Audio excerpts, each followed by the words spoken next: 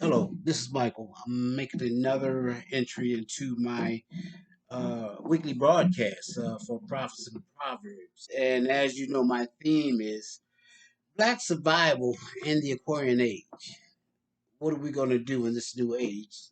And there's so much going on right now in the world, not just the United States, but in the world.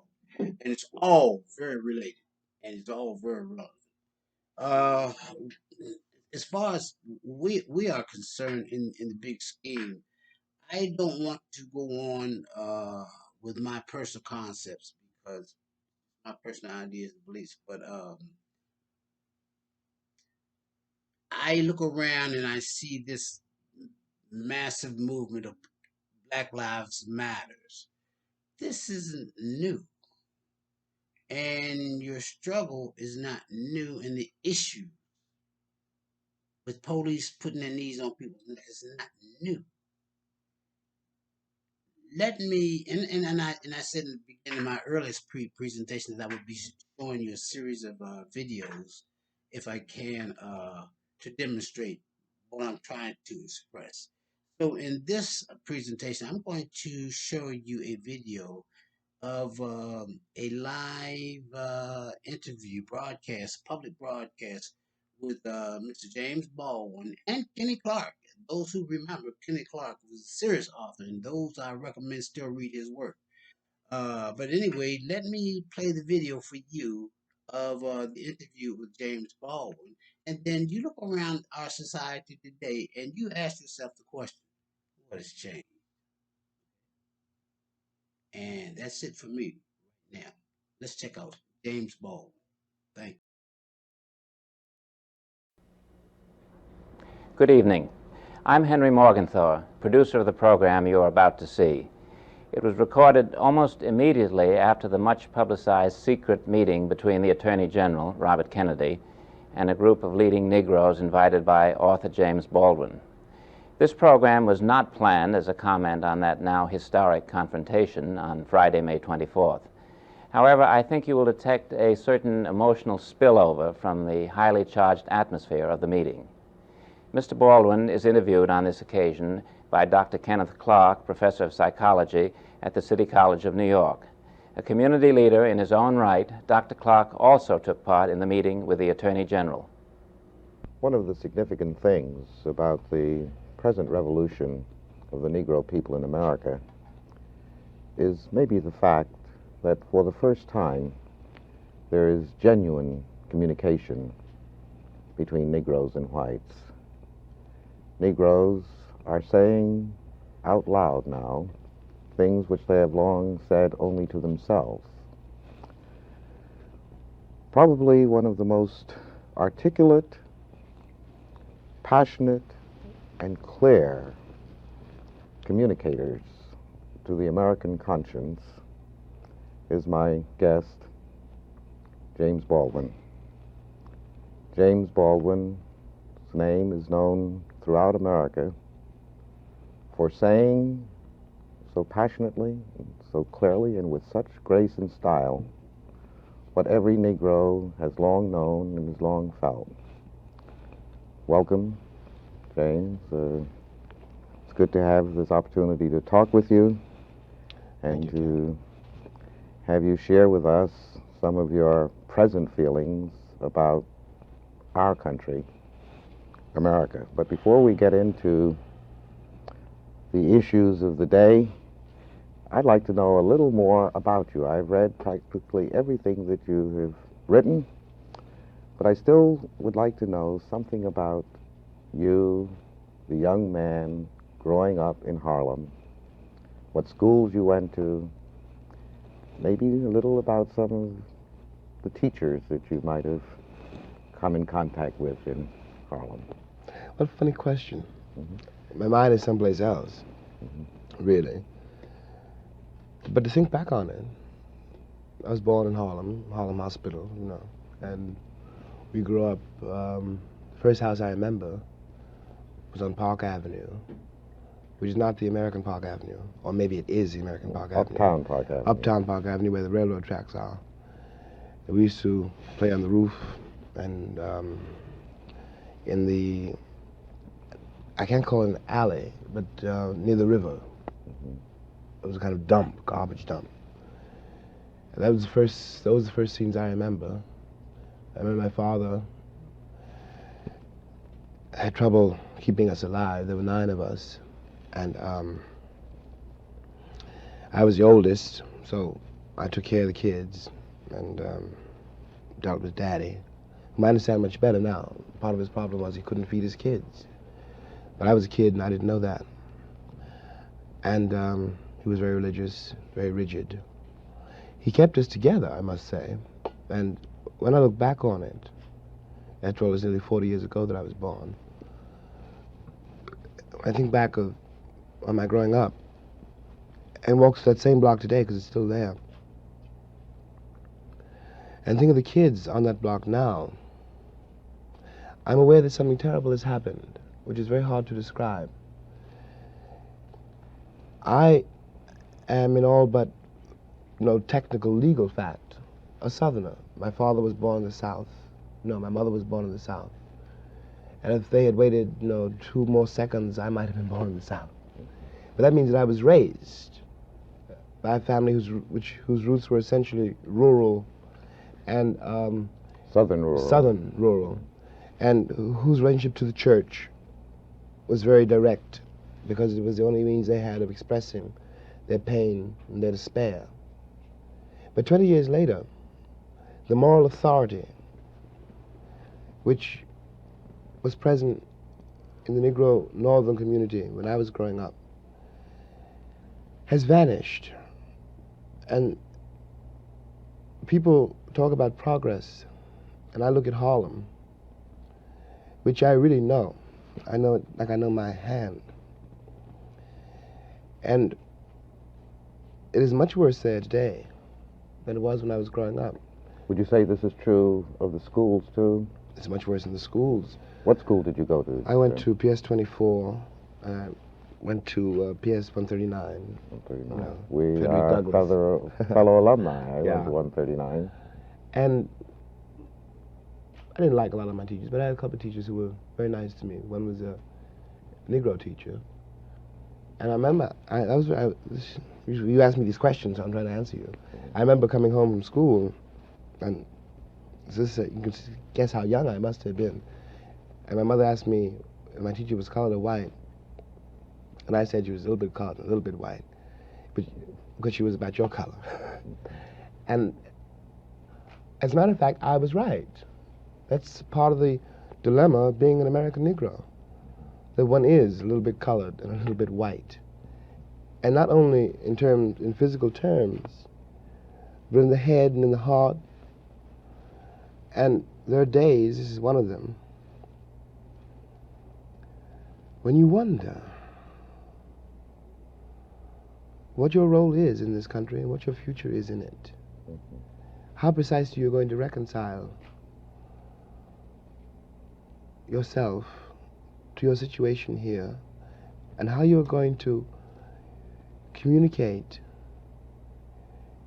to the vast, heedless, unthinking, cruel white majority that you are here. And to be here means that you can't be anywhere else. I could, in my own person, leave this country, and I could go to Africa, I could go to China, I could go to Russia, I could go to Cuba, but I'm an American. That is a fact. Yes, Jim.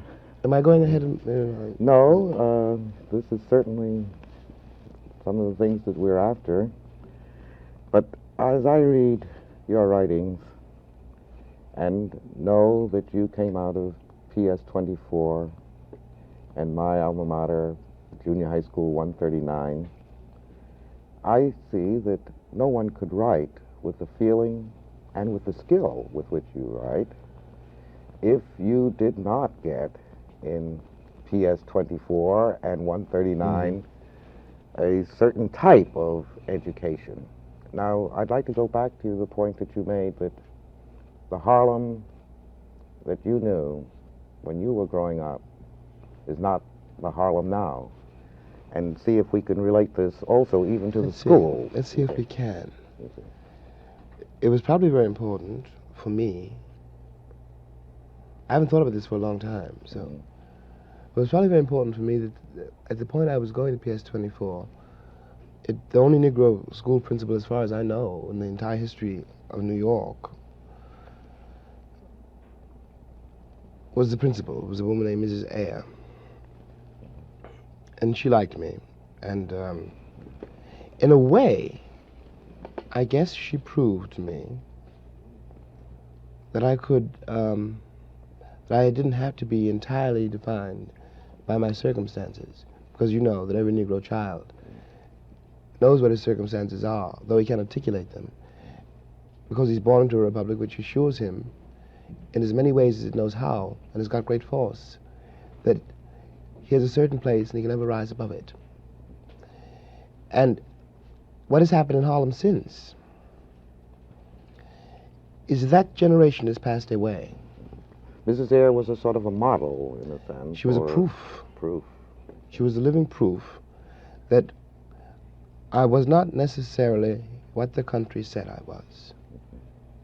And it is significant, Jim, that we do not have a single Negro principal in the New York public school system today. And it is not because there ain't nobody around who can do it, you know. One's involved in a very curious and a very serious battle, concerning which I think the time is going to be as explicit as one can possibly be. The great victims in this country of the institution called segregation, which is not a Southern custom, but which has been for 100 years a national way of life. The great victims are the white people, the white man's children. Lorraine Hansberry said this afternoon, we were talking about the problem of being a Negro male in this society. Lorraine said that she wasn't too concerned, really, about Negro manhood, since they had managed to do and to endure and to even transcend some fantastic things. But she was very worried about a civilization which could produce those 5 policemen standing on the Negro woman's neck in Birmingham, or wherever it was. And I am too. I'm terrified at the moral apathy, the death of the heart, which is happening in my country. These people have deluded themselves for so long that they really don't think I'm human. I base this on their conduct, not on what they say. And this means that they have become, in themselves, moral monsters. Well, Jim, I can see... That's a terrible indictment. Yes. But I mean every word I say. Well, we are confronted with the racial confrontation in America today. I think the pictures of dogs in the hands of human beings attacking other human beings. In a free country. In a free country. In the middle of the 20th century. This Birmingham is clearly not restricted to Birmingham, as you so eloquently pointed out. What do you think can be done to change, to use your term, the moral fiber of America? I think the one has got to find some way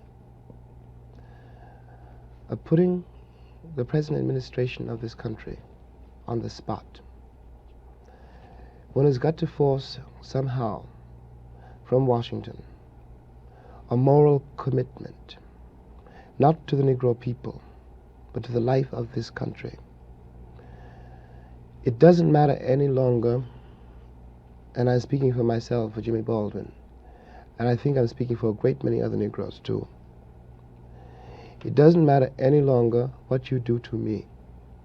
You can put me in jail, you can kill me, but by the time I was 17, you had done everything that you could do to me. The problem now is, how are you going to save yourselves? It was a great shock to me. I want to say this on the air. The Attorney General did not know. You mean the Attorney General of the United States? Mr. Robert Kennedy didn't know that I would have trouble convincing my nephew to go to Cuba, for example, to liberate the Cubans in defense of a government which now says it is doing everything it can do, which cannot liberate me. Now, there are 20 million people in this country, and you can't put them all in jail. And I know how my nephew feels. I know how I feel. I know how the cats in the barbershop feels. A boy last week who was 16 in San Francisco told me on television, thank God we got him to talk, maybe somebody will start to listen. He said, I got no country, I've got no flag. Now he's only 16 years old. And I couldn't say you do. I don't have any evidence to prove that he does. They were tearing down his house because San Francisco is engaging, as most northern cities now are engaged, in something called urban renewal, which means moving the Negroes out. It means Negro removal. That is what it means. And the federal government is an accomplice to this fact.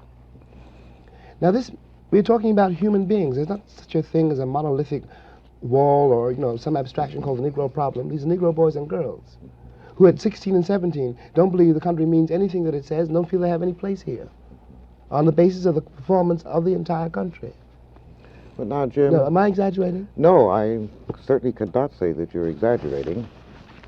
But there is this picture of a group of young Negro college students in the South coming from colleges where the whole system seemed to conspire to keep them from having courage, integrity, clarity, and the willingness to take the risk, which they have been taking for these last 3 or 4 years.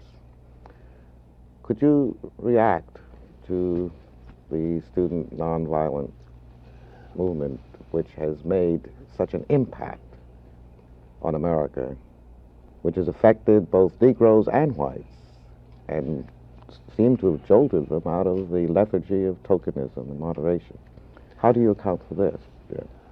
Well, of course, one of the things I think that happened, Ken, really, is that in the first place, the Negro has never been as docile as white Americans wanted to believe. That was a myth. We were not singing and dancing down the levee. We were trying to keep alive. We were trying to survive a very brutal system. The Negro has never been happy in his place. What those kids, first of all, prove, they prove that. They come from a long line of fighters. And what they also prove, I want to get to your point, really. What they also prove is not that the Negro has changed, but that the country has arrived at a place where it can no longer contain the revolt. It can no longer, as it could do once, let's say I was a Negro college president, and I needed a new chemistry lab. So I was a Negro leader. I was a Negro leader because the white man said I was. And I came to get the new chemistry lab. please, sir. And the tacit price I paid for the chemistry lab was to control the people I represented. And now, I can't do that. When the boy said this afternoon, we were talking to a Negro student this afternoon who has been through it all, who's half dead, who's about 25. Jerome Smith. And that's an awful lot to ask a person to bear. The country sat back in admiration before those kids for 3 or 4 or 5 years and has not lifted a finger to help them. Now, we all knew, I know you knew and I knew too, that a moment was coming when we couldn't guarantee, that no one can guarantee, that it won't reach the breaking point. You know, you can only survive so many beatings, so much humiliation, so much despair, so many broken promises, before something gives. Human beings are not by nature nonviolent. Those children had to pay a terrible price in discipline, in moral discipline, and in an interior effort at courage which the country cannot imagine, because it still thinks Gary Cooper, for example, was a man. And I mean his image. I have nothing against him, you know, him. You said something that you cannot expect them to remain constantly nonviolent. No, you can't. You can't. And furthermore, there were always, these students that we're talking about, a minority. The students we're talking about, when I was in Tallahassee, there were some students protesting. But there were many, many, many, many more students who had given up, who were desperate, and whom Malcolm X can reach, for example, much more easily than I can. What do you mean? When Malcolm tells them,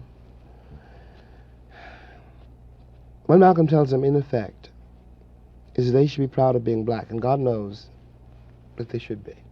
And that's a very important thing to hear in a country which assures you you should be ashamed of it.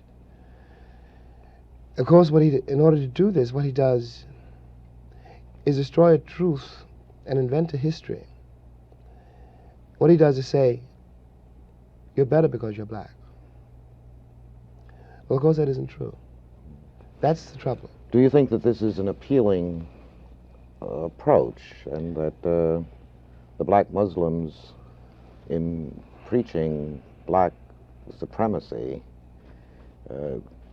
seek to exploit the frustration of the Negro? I don't think, put it as simply as I can, and without trying now to investigate whatever the motives of any given Muslim leader may be, it is the only movement in the country which we can call grassroots. I hate to say that, but it is true. Because it is only, when Malcolm talks, or one of the Muslim ministers talk, they articulate for all the Negro people who hear them, who listen to them, they articulate their suffering. The suffering which has been in this country so long denied. That's Malcolm's great authority over any of his audiences. He corroborates their reality. He tells them that they really exist, you know? Jim, do you think that this is a more effective appeal than the appeal of Martin Luther King? It's much more sinister because it is much more effective. It's much more effective because it is, after all, comparatively easy to invest a population with a false morale by giving them a false sense of superiority. And it will always break down in a crisis. It's the history of Europe, simply. It's one of the reasons we're in this terrible place. It's one of the reasons that we have 5 cops standing on a black woman's neck in Birmingham. Because at some point they were taught and they believed that they were better than other people because they were white. It leads to a moral bankruptcy. It is inevitable. It cannot but lead there. But my point here is that the country is for the first time worried about the Muslim movement. It shouldn't be worried about the Muslim movement. That's not the problem. The problem is to eliminate the conditions which breed the Muslim movement. Well, I'd like to come back to get some of your thoughts about the relationship between Martin Luther King's appeal, that is effectively nonviolence, and his philosophy of disciplined love for the oppressor. Martin. And what do you think what is the relationship between this and the reality of the Negro masses? Well, to leave Martin out of it for a moment, Martin's very rare, a very great man. Martin's rare for 2 reasons. Partly because just because he is. and because he's a real Christian, and he really believes in nonviolence. He's arrived at something in himself, which permits him, allows him to do it. And he still has great moral authority in the South. He has none whatever in the North. Poor Martin has gone through God knows what kind of hell to awaken the American conscience. But Martin has reached the end of his rope. There's some things Martin can't do. Martin's only one man. Martin can't solve the nation's central problem by himself. There are lots of people, lots of black people I mean now, who don't go to church no more and don't listen to Martin, you know, and who anyway are themselves produced by civilization, which has always glorified violence unless the Negro had the gun. So that Martin is undercut by the performance of the country. The country is only concerned about nonviolence if it seems that I'm going to get violent. But it's not worried about nonviolence if it's some Alabama sheriff. Jim, what do you see deep in the recesses of your own mind as the future of our nation? And I ask that question in that way because I think that the future of the Negro and the future of the nation are linked. They're indissoluble. Yeah. Now, what do you see? Are you essentially optimistic or pessimistic? And I really don't want to put words in your mouth because what I really want to find out is what you really believe. Well, I'm both glad and sorry you asked me that question. But I'll do my best to answer it. I can't be a pessimist because I'm alive. To be a pessimist means that you have agreed that human life is an academic matter. So I'm forced to be an optimist. I'm forced to believe that we can survive whatever we must survive. But the Negro in this country, the future of the Negro in this country is precisely as bright or as dark as the future of the country. It is entirely up to the American people and our representatives. It is entirely up to the American people whether or not they're going to face and deal with and embrace this stranger whom they maligned so long. What white people have to do is try to find out in their own hearts why it was necessary to have a nigger in the first place. Because I'm not a nigger. I'm a man. But if you think I'm a nigger, it means you need him. The question you got to ask yourself, the white population of this country has got to ask itself, North and South, because it's one country, and for a Negro, there is no difference in the North and the South. There's just a difference in the way they castrate you. But the fact of the castration is the American fact. If I'm not the nigger here, and you invented him, you, the white people, invented him, then you got to find out why. Well, and the future of the country depends on that, whether or not it's able to ask that question. As a Negro and as an American, I can only hope that America has the strength and the capacity, the moral strength, to ask and answer that question in affirmative and constructive ways. To face that question. Thank you very much. Thank you, Ken. This conversation with James Baldwin was recorded as part of a National Educational Television Perspectives program, The Negro and the American Promise. The complete program will be broadcast on this station on the evening of Monday, June 24th. It will